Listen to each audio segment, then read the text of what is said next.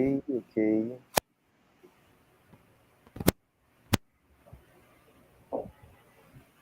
Let me. Okay. I start with the presentation or. Yeah, you can start. Okay. Well, hello, good night, everyone, and welcome to our live session. Today, we'll be exploring two fascinating topics practical skills and how to use our web quest as innovative tools for teaching and learning. Whether you are an educator, a student, or simply curious about these methodologies, you are in the right place. Get ready to dive into these practical strategies and create a creative solutions, that make education more engaging and more effective. So let's get started. And yeah, first, today I want to talk you something essential in learning a new language, that is practical skills. You might have heard them before, but let me explain what really means and what is so important for your progress. When we learn a language, we don't just memorize words and grammar rules. We need to use them in a real situation. What that is in that where practice skills come in. There are the abilities we have to develop and understand and communicative in the language, and they fall into main two categories: the receptive skills and the productive skills. Let's start with the productive skill, that is listening and reading. How we take information, for example, when you listen to someone speaking English, you are practicing your listening skills, trying to catch words, understand the contents, and make sense of the conversation. Similarly, reading a book or a website in English helps to recognize vocabulary and grammar in action. On the other hand, we have speaking and writing, that are the productive skills. Speaking is the more probably the most challenging skills for many learners because it's required to think fast and use in real time. Writing, on the other hand, give you more time to organize your thought and check your grammar, but it's equally important for communicating effectively. So, the next slide, please. Yeah, thank you. Now you can how you can improve your practical skills. The answer is simple: exposure and action.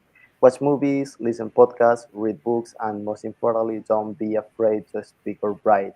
Mistakes are part of our progress, and every mistake brings you closer to fluency. So my challenge for today to you is to find at least one way to practice each of these skills this week. Maybe try a new app or write a journal or even have a short conversation with a friend in English. Small steps like this will help you to build a confidence and move closer to mastering language. Remember that more you practice, the more natural it will feel. So let's embrace this process and keep pushing forward. Okay, guys, what is VLE? VLE is Virtual Learning Environment. But what is that? This is a digital space where learners and educators conduct online courses. Educators may deliver course material through video, images, presentation, audios, recordings, virtual classes, or other digital means. And here we have advantages and disadvantages. Obviously, we have more advantages than disadvantages. For example, we have provides virtual classroom to move work away from paper and some system open source, for example, model. Okay, thank you. Next one. Hi guys, so I'm going to talk about what is a web quest. So the web quest is an inquiry-based learning activity where students are tasked with completing a project or answering a set of questions by using pre-select online resources. So this structure encourages data critical thinking and collaboration as it guides learners through a process of gathering some information, analyzing it, and synthesizing new knowledge. Next slide, please. Okay, so let's continue to talk about key features of a web quest. So in that part, we have several stages to complete. In the first one, we have the introductions. In that part, you have to explain the task and engage the student's curiosity. In the second one is the task. So in that part, you have to describe the goal or project that students need to complete. In the third part is the process. In that part, you offered as a teacher step by step guidance on how to carry out the task, so they can involve research and collaborate together, right? So in the fourth stage, called resources, this is a list. You can list online materials, websites, or maybe another tools that students should use to find the information they need. And the last stage, but not least, this is the evaluation. As a teacher, you can to provide a criteria or a rubric for assessing student work. Thank you. So next. Okay, guys, I will share with you one example of web quest. Let me share the screen. Okay, okay, here. What? And this is now okay. One more time. Let me share the screen.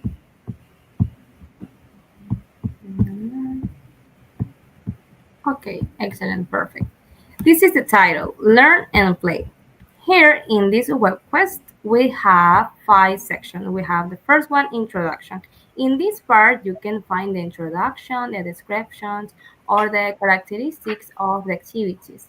For example, here we have the unit sharing the plan. The topic, how do you take care of your pets? And the target students, we have kids around 6 years old. The level proficiency, we have A2. The second part of the web quest, we have how do you take care of your pets? As you can see here, we have images, audios, videos, because we need to take into consideration that the students around 6 years old, they can read and they can write. So for that reason, we have audios and videos and images. In some cases, we have games, so they can play while learning. The next part, we have what does my pet need? For example, here we have more images, audios, and videos because we need to take into consideration the level of the students and the interest. And for example, here, what does my pet need? So they need to put in order the image after the answer. Okay, my cat needs food. The next we have my cat needs water. So they need to complete. They need to put in order the images after the answer. In the next part we have I share the planet with.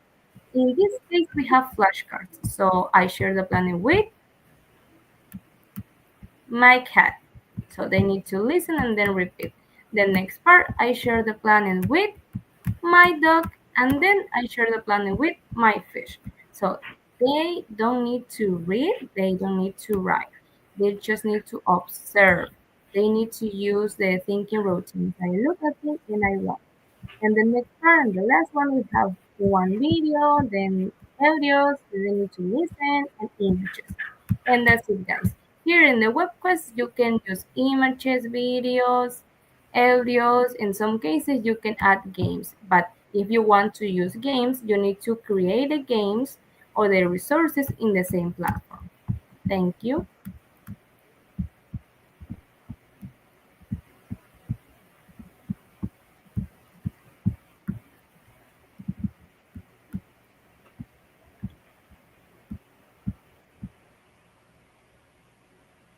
Yeah. Uh, as a conclusion, we have some ideas. That is, personally, I want to discuss how we can use virtual learning environments or VLEs to improve our practical skills in language learning. These platforms are incredibly versatile, offering features that directly supports interaction, collaboration, feedback, and self-monitoring, like in this slide, which are essential to develop a language proficiency. First, let's talk about interaction. VLE provide tools like forums, like charts, and video calls, like this in this moment. Yeah. That creates the opportunity for real-time communication. Imagine joining a virtual discussion or practicing a dialogue with a classmate online. Okay. This interaction helps us refine our speaking and listening skills in a natural and engaging way. Next is collaboration.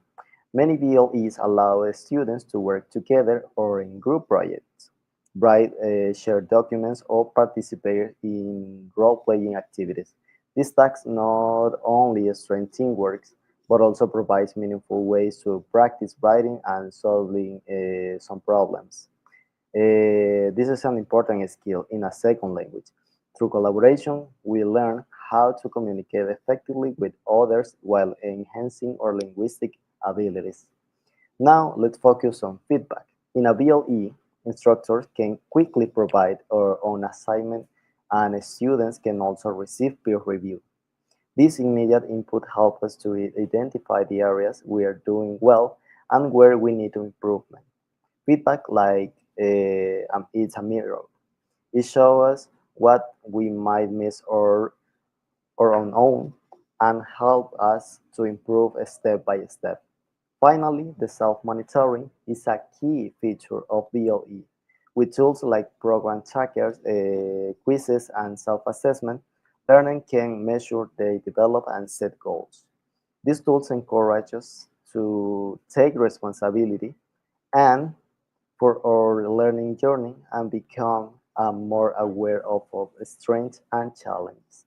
So, how we can improve these practice skills through BLEs? By using this platform to interact with others, collaborate or on meaningful tasks, and seek and apply feedback and monitor our progress over time. BLEs give us the tools, but it's our engagement to make the difference. So let's embrace this opportunity and make the most what BLEs have to offer. Remember, language learning is a journey, and we have, with the right tools and strategies, we can reach our goals. So thank you so much. Thanks for being here. Thank you. Bye bye.